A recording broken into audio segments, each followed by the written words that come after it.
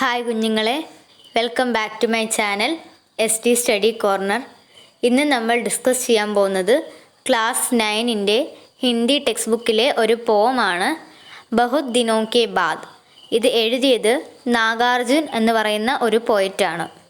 അപ്പം ഈ പോം പറയുന്നതെന്ന് വെച്ചാൽ, അതായത് ഈ നാഗാർജുൻ്റെ ഈ ബഹുത് ദിനോ കെ ബാദ് എന്ന് പറയുന്ന ഈ ഒരു പോം പറയുന്നതെന്ന് വെച്ചാൽ, ഇപ്പോൾ നമുക്ക് ദൂരെയുള്ള സ്ഥലങ്ങളിൽ നമ്മുടെ നാട് വിട്ട് പോവേണ്ട അവസ്ഥകളൊക്കെ വരത്തില്ലേ. അപ്പം അങ്ങനെ പോയിട്ട് ഒരു 2-3 വർഷം അവിടെ താമസിച്ചിട്ട് തിരിച്ചു വരുമ്പം, നമ്മുടെ നാട്ടിലേക്ക് തിരിച്ചു വരുമ്പം അവിടുത്തെ ആ ഒരു ഗ്രീനറി, ആ ഒരു ഫീല്, അതാണ് അതേ ഒരു അവസ്ഥ നാഗാർജുനും സംഭവിച്ചിരുന്നു.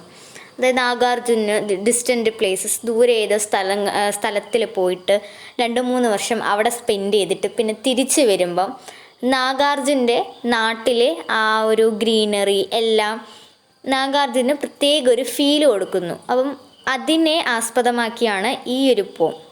ഓക്കെ, നമുക്ക് പോം സ്റ്റാർട്ട് ചെയ്യാം. ബഹുത് ദിനോ കെ ബാദ്. ബഹുത്ത് എന്ന് വെച്ചാൽ വളരെ, ദിനോം ദിവസങ്ങൾ, കെ ബാദ് ശേഷം. അപ്പം ബഹുത് ദിനോ കെ ബാദ് വളരെ ദിവസങ്ങൾക്ക് ശേഷം. അബ് കി മേനെ ജി ഭർ ദേഖി, ഇപ്പോഴാണ്, അതായത് ഇത്തവണ, ഇപ്പോഴാണ്. മേനെ, അബിക്കി എന്ന് വെച്ചാൽ ഇപ്പോഴാണ്, ഇത്തവണ അങ്ങനെയൊക്കെ വരും. മേനെ ഞാൻ, ജി ഭർ ഹൃദയം നിറഞ്ഞ്, ദേഖി നോക്കി. അപ്പം അബിക്കി മേനെ ജി ഭർ ദേഖി, ഇത്തവണയാണ് ഞാൻ, അതായത് ഇപ്പോഴാണ് ഞാൻ എൻ്റെ ഹൃദയം നിറച്ച് കാണുന്നത്. എന്ത്? പഗി സുൻഹലി ഫസ്ലി കി മുസ്കാൻ.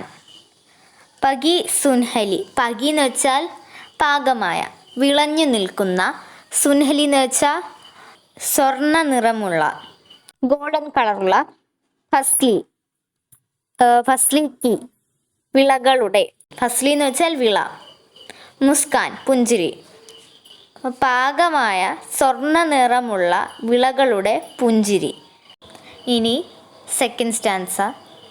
ബഹുത് ദിനോ കെ ബാദ് അബ്കി മേം ജി ഭർ സുൻ പായ, ഖാൻ കൂട്ടത്തി കിശോരിയോ കി കോകില കണ്ടി താൻ. ബഹുത് ദിനോ കെ ബാദ്. ഈ ബഹുത് ദിനോ കെ ബാദ് നമ്മൾ നേരത്തെ പഠിച്ചതാണ്, വളരെ ദിവസങ്ങൾക്ക് മുമ്പ്. അബ്കി മേം ജി ഭർ സുൻ പായ. അബ്കി എന്ന് വെച്ചാൽ ഇത്തവണ, ഇപ്പോഴാണ് ഞാൻ മനസ്സ് നിറഞ്ഞ്, സുൻ പായ കേൾക്കാൻ പറ്റിയത്. ഖാൻ കൂട്ടത്തി കിശോരിയോ കി കോകില കണ്ടി താൻ.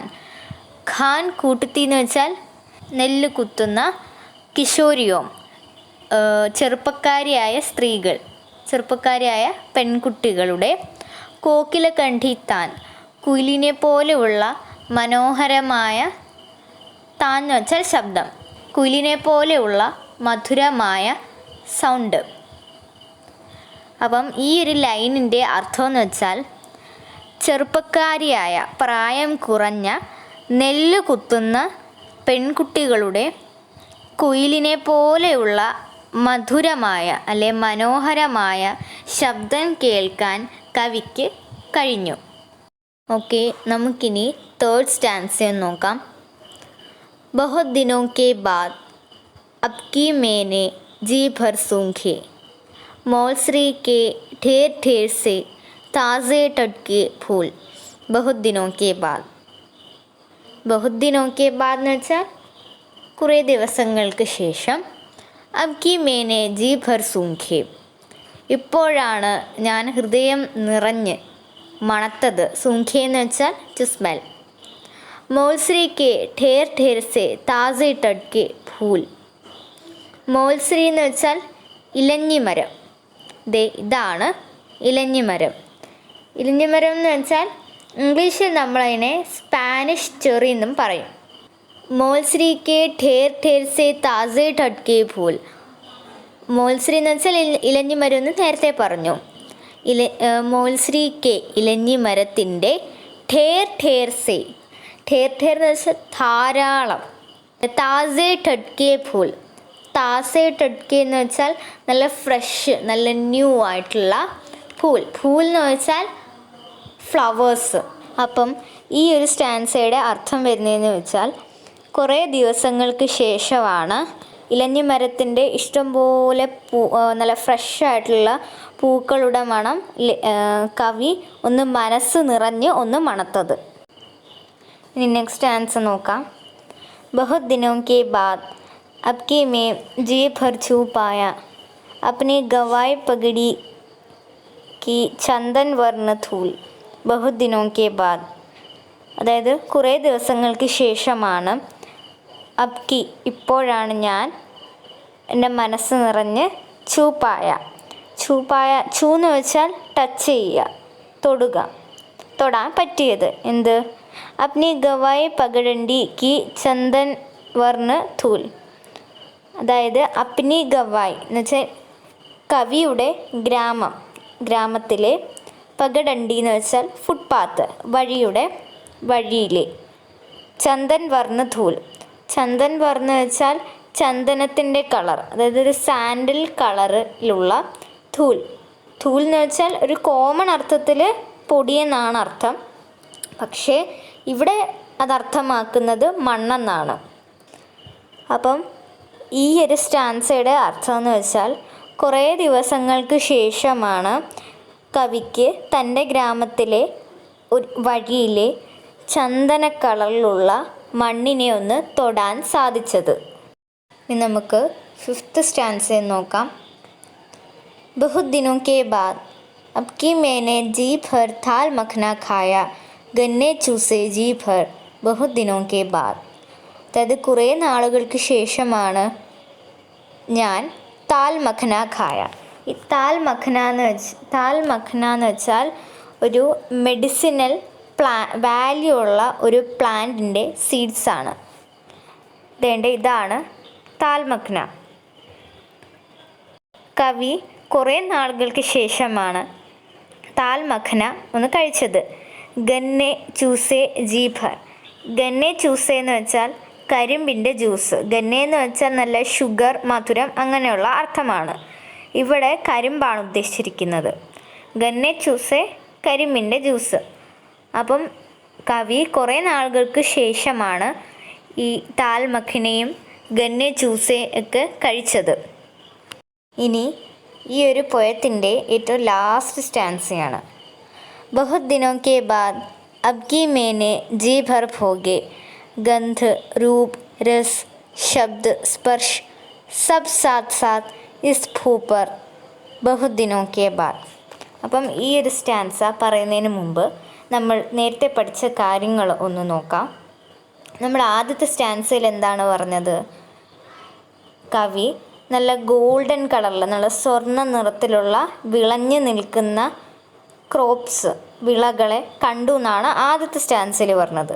രണ്ടാമത്തെ സ്റ്റാൻസയിൽ പറയുന്നതെന്ന് വെച്ചാൽ ചെറുപ്പക്കാരിയായ സ്ത്രീകളുടെ നല്ല മധുരമുള്ള സൗണ്ട്, നല്ല കുയിലിനെ പോലെയുള്ള മധുരമുള്ള സൗണ്ട് കേട്ടു എന്നാണ് സെക്കൻഡ് സ്റ്റാൻസയിൽ പറയുന്നത്. മൂന്നാമത്തെ സ്റ്റാൻസയിൽ പറയുന്നത് ഇലഞ്ഞി മരത്തിൻ്റെ നല്ല ഫ്രഷായിട്ടുള്ള നല്ല പുതിയ പൂക്കളുടെ മണക്കാൻ സാധിച്ചു എന്നാണ് തേർഡ് സ്റ്റാൻസ പറയുന്നത്. ഫോർത്ത് സ്റ്റാൻസ പറയുന്നതെന്ന് വെച്ചാൽ അതായത് കവിയുടെ ഗ്രാമത്തിലെ ഫുട്പാത്തിലെ നല്ല മണ്ണ്, നല്ല ചന്ദന കളറിലിരിക്കുന്ന മണ്ണ് തൊടാൻ സാധിച്ചു എന്നാണ് ഫോർത്ത് സ്റ്റാൻസ പറയുന്നത്.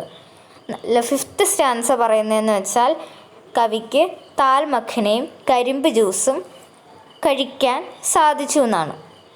അപ്പം ഈ 5 സ്റ്റാൻസയും പറയുന്നതെന്ന് വെച്ചാൽ നമ്മുടെ സെൻസ് ഓർഗൻസ്, നമുക്ക് 5 സെൻസ് ഓർഗൻസ് അല്ലേ ഉള്ളൂ. Eyes, ears, nose, mouth, tongue, skin. അപ്പോൾ നമുക്ക് ഈ 5 സെൻസ് ഓർഗൻസ് ആണ് ഉള്ളത്. അപ്പം ഈ 5 സെൻസ് ഓർഗൻസിനെയും കണക്ട് ചെയ്തിട്ടാണ് ഈ ഒരു പോം എഴുതിയേക്കുന്നത്. അപ്പം കവിയുടെ ഗ്രാമത്തിലെ ഭംഗി, അതായത് ഈ ഗ്രാമത്തിൽ മാത്രമല്ല ഈ മൊത്തം ഭൂമിയുടെ ഭംഗി നമ്മുടെ 5 സെൻസ് ഓർഗൻസ് ഉപയോഗിച്ചിട്ട് കവി കണക്ട് ചെയ്തിരിക്കുന്നു. ഇപ്പം നിങ്ങൾക്ക് ഈ ലാസ്റ്റ് സ്റ്റാൻസ് ഒന്നുകൂടെ മനസ്സിലാവും. बहुत दिनों के बाद अब की मैंने जी भर भोगे. ഈ ഭോഗെ എന്ന് വെച്ചാൽ അനുഭവിക്കാൻ സാധിച്ചു. കുറേ നാളുകൾക്ക് ശേഷമാണ് എനിക്ക് അനുഭവിക്കാൻ സാധിച്ചത്. എന്ത്? ഗന്ധ്, രൂപ്, രസ്, ശബ്ദ്, സ്പർശ് സബ് സാത്ത് സാത്ത് ഇസ് ഭൂപർ. ഗന്ധം എന്ന് വെച്ചാൽ സ്മെല്ല്, സുഗന്ധം അങ്ങനെയൊക്കെ വരും. രൂപ്, നമ്മൾ രൂപം കാണുകയല്ലേ ചെയ്യുന്നത്, അപ്പം അതവിടെ സൈറ്റ്, ഐസ്. രസ്, രസ് എന്ന് വെച്ചാൽ ടേസ്റ്റ്, അപ്പം അവിടെ ടങ്ങാണ് വരുന്നത്, കഴിക്കുക അങ്ങനെയൊക്കെ. ശബ്ദ്, ശബ്ദ് നമ്മൾ കേൾക്കുകയല്ലേ ചെയ്യുന്നത്, അപ്പം അവിടെ ഇയേഴ്സ്. പിന്നെ സ്പർശ്, ടച്ച്. ഇതെല്ലാം ഒരുമിച്ച് ഇസ് ഭൂപർ. ഭൂ എന്ന് വെച്ചാൽ ഭൂമിയിൽ. ഈ ഭൂമിയിൽ അനുഭവിക്കാൻ സാധിച്ചു. എന്തൊക്കെ? ഗന്ധ്, രൂപ്, രസ്, ശബ്ദ്, സ്പർശ് ഇതെല്ലാം ഒരുമിച്ച് ഈ ഭൂമിയിൽ അനുഭവിക്കാൻ കവിക്ക് സാധിച്ചു. അപ്പം ഇത്രയേ ഉള്ളൂ ഈ ഒരു പോം എന്ന് പറയുന്നത്. ഈ പോയത്തിൻ്റെ ബാക്കി ആക്ടിവിറ്റീസ് നമ്മൾ വേറൊരു വീഡിയോയിൽ അപ്ലോഡ് ചെയ്യുന്നതായിരിക്കും. അപ്പോൾ നമ്മുടെ വീഡിയോ ഇഷ്ടപ്പെട്ടെങ്കിൽ ലൈക്ക് ചെയ്യുക, ഷെയർ ചെയ്യുക, കമൻറ്റ് ചെയ്യുക. Thank you for watching.